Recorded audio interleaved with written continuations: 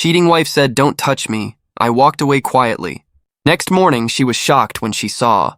The room was dim. The curtains barely moved as the night breeze slipped inside. I reached for her hand, only to hear her voice cut through the silence. "Do not touch me." Her words froze me in place. There was no hesitation, no softness, only a wall of distance. I looked at her, but her eyes refused to meet mine. The glow of her phone reflected on her face, and in that glow, I saw a stranger. I stepped back quietly. No argument, no anger, only the weight of silence pressing against my chest. The clock ticked loudly, each second heavier than the last. I walked out of the room, my footsteps slow and deliberate. The hallway seemed longer that night, the shadows deeper.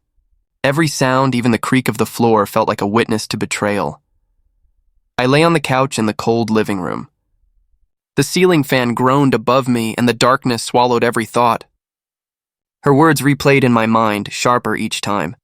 My chest ached, but I forced myself to remain silent. The night passed like an endless storm. I waited for sleep, but none came. Instead, I listened to the faint murmurs from the bedroom, whispers she thought I could not hear.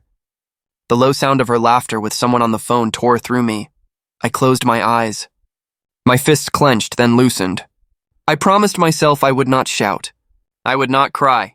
I would only wait. When the first light of morning crept into the house, I rose. The walls looked pale and sickly under the sunlight. I walked to the kitchen, my hands trembling but steady enough for what I had planned. She entered the room later, her hair tangled, her eyes heavy from a night that was not mine. She yawned, stretching carelessly until her gaze fell upon the table. Her lips parted in shock. Her face drained of color. She saw the papers, photographs, messages, the evidence I had collected silently for weeks, every lie, every secret laid bare in the morning light. She reached out, but her hand shook. Her voice cracked. "What is this?" I said nothing. My silence was heavier than any scream could have been. She looked at me, desperate now, as if my calmness frightened her more than my anger ever could. Her mouth trembled. Her body froze. She knew the truth stood between us like an unbreakable wall. The room felt smaller as her eyes darted across the table. She tried to speak, but no words formed. Only silence, broken by the sound of her shallow breath. I stood up slowly. The chair scraped against the floor, sharp and final. I carried no anger in my face, no storm in my voice, only the weight of decision. "I walked away last night," I said quietly, "and today I will walk away again." Her lips quivered. She reached forward, but her hand touched nothing but air. For the first time, she looked afraid.